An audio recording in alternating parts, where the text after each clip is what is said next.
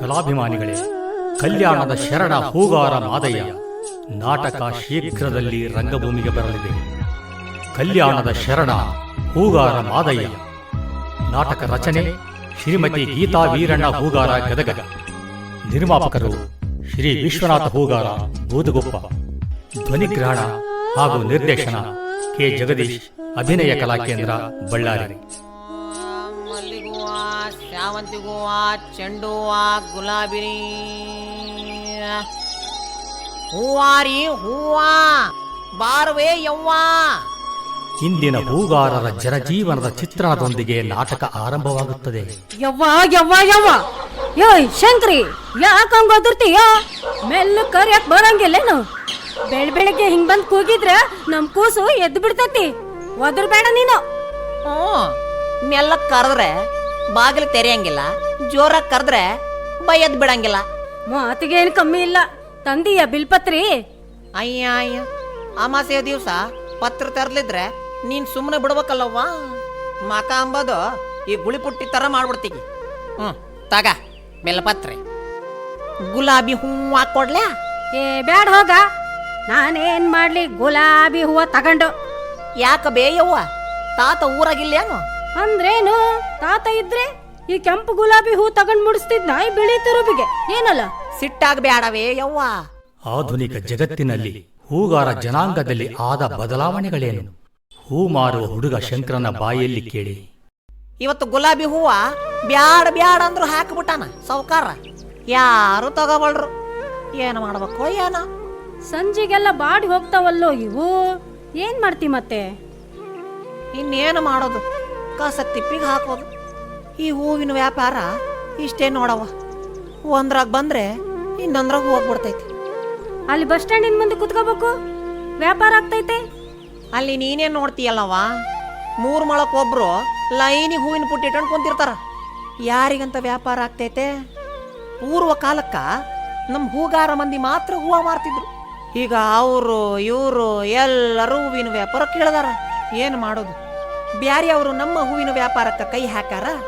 ನಮ್ಮ ಹೂಗಾರ ಮಂದಿ ತಮ್ಮ ಮಕ್ಕಳನ್ನ ಓದಿಸಿ ಬ್ಯಾರೆ ಬ್ಯಾರೆ ನೌಕರಿಗೆ ಕಳಿಸ್ತಾರ. ಹಿಂಗಾಗಿ ಈ ಹೂವಿನ ವ್ಯಾಪಾರಕ್ಕೂ ಹೂಗಾರ ಮಂದಿಗೂ ಸಂಬಂಧ ಇಲ್ದಂಗ ಆಗೈತೆ ನೋಡವ್ವ. ಹೂಗಾರರ ಬದುಕಿನ ಜೀವನಾಡಿಯಾದ ಹೂಗಳ ಬಗ್ಗೆ ವಿಶ್ಲೇಷಣೆ ಹೂ ಕೊಳ್ಳುವ ಪಾರಮ್ಮ ಮತ್ತು ಹೂ ಮಾರುವ ಶಂಕರನ ಬಾಯಲ್ಲೇ ಕೇಳಬೇಕು. ಶಂಕರ, ಮನುಷ್ಯ ಹುಟ್ಟಿದ ತೊಟ್ಟಿಲಿಂದ ಹಿಡಿದು ಸಾಯೋ ಕುಣಿವರೆಗೂ ಹೂವ ಬೇಕೇ ಬೇಕು ನೋಡು. ಎಂತ ಮಾತು ಹೇಳಿದೆ ನೋಡವ್ವ. ಮುಂಜಾನೆ ಕಟ್ಟಿದ ಹಾರ ಯಾರ ಕುರಳಿಗೆ ಬೀಳುತ್ತೈತೋ ಕಟ್ಟಿದವನಿಗೆ ಗೊತ್ತಿರೋದಿಲ್ಲ. ಸನ್ಮಾನಕ್ಕೋ ಸ್ಮಶಾನಕ್ಕೋ ದೇವಸ್ಥಾನಕ್ಕೋ ಯಾವ ಹಾರ ಎಲ್ಲಿ ಮುಟ್ಟಬೇಕೋ ಅಲ್ಲಿಗೆ ಮುಟ್ತೈತೆ. ಭಗವಂತನ ಸೃಷ್ಟಿ ಹೆಂಗೈತೆ ನೋಡು. ಒಂದೊಂದು ಹೂವಿಗೆ ಒಂದೊಂದು ಬಣ್ಣ ಕೊಟ್ಟಾನ, ಒಂದೊಂದು ಆಕಾರ ಕೊಟ್ಟಾನ, ಒಂದೊಂದು ವಾಸನೆ ಕೊಟ್ಟಾನ.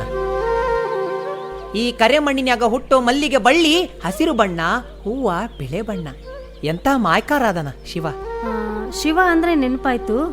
ಶಿವ ಪಾರ್ವತಿ ಕೈಲಾಸದಿಂದ ಭೂಲೋಕಕ್ಕೆ ಬಂದು ಮದುವೆ ಮಾಡ್ಕೊಳ್ಬೇಕಾದ್ರೆ ಮೊಟ್ಟ ಮೊದಲಿಗೆ ಶಿವನಿಗೆ ಬಾಸಿಂಗ, ಪಾರ್ವತಿಗೆ ದಂಡಿ ಕಟ್ಟಿದ್ದು ಯಾರು? ಹೂಗಾರರು. 12ನೇ ಶತಮಾನದಲ್ಲಿ ಬಸವಾದಿ ಶರಣರ ಮನೆಬಾಯಿಗೆ ಹೂಪತ್ರೆಗಳನ್ನು ತಲುಪಿಸುವ ಕಾಯಕ ಮಾಡುತ್ತಿದ್ದ ಮಹಾಕಾಯಕ ಯೋಗಿ ಶಿವಶರಣ ಹೂಗಾರ ಮಾದಯ್ಯನ ಚರಿತ್ರೆ ಇಲ್ಲಿಂದ ಆರಂಭವಾಗುತ್ತದೆ.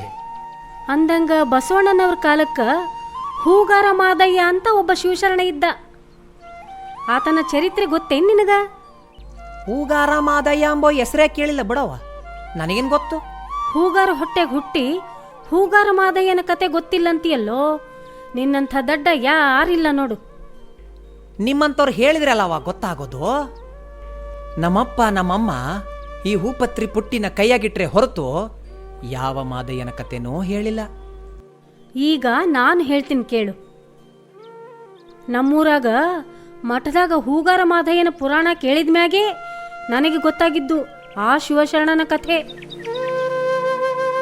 ನಿರೀಕ್ಷಿಸಿ ಕಲಾಭಿಮಾನಿಗಳೇ, ಶೀಘ್ರದಲ್ಲಿ ನಿಮ್ಮ ಮುಂದೆ ಪ್ರದರ್ಶನಗೊಳ್ಳಲಿದೆ ನಾಟಕ ಕಲ್ಯಾಣದ ಶರಣ ಹೂಗಾರ ಮಾದಯ್ಯ. 12ನೇ ಶತಮಾನದಾಗ ಕಲ್ಯಾಣ ಪಟ್ಟಣದಾಗ 770 ಅಮರ ಗಣಗಳಿದ್ರು ಬಸವಣ್ಣನವ್ರ ಜೊತೆಗೆ. ಅವರಿಗೆ ಕಾಯಕವೇ ಕೈಲಾಸವಾಗಿತ್ತು. ಅಂಥವರಲ್ಲಿ ಹೂಗಾರ ಮಾದಯ್ಯ ಒಬ್ಬ ಮಹಾಶರಣನಾಗಿದ್ದ. ಇಡೀ ದಿನ ಶಿವನ ಪೂಜೆಗೆ ಪತ್ರಿ, ಅಲಂಕಾರಕ್ಕೆ ಹೂಮಾಲೆ ಕಟ್ಟೋದ್ರಾಗೆ ಶಿವನ ಧ್ಯಾನದಾಗ ಮೈಮರೆಯುತ್ತಿದ್ದ.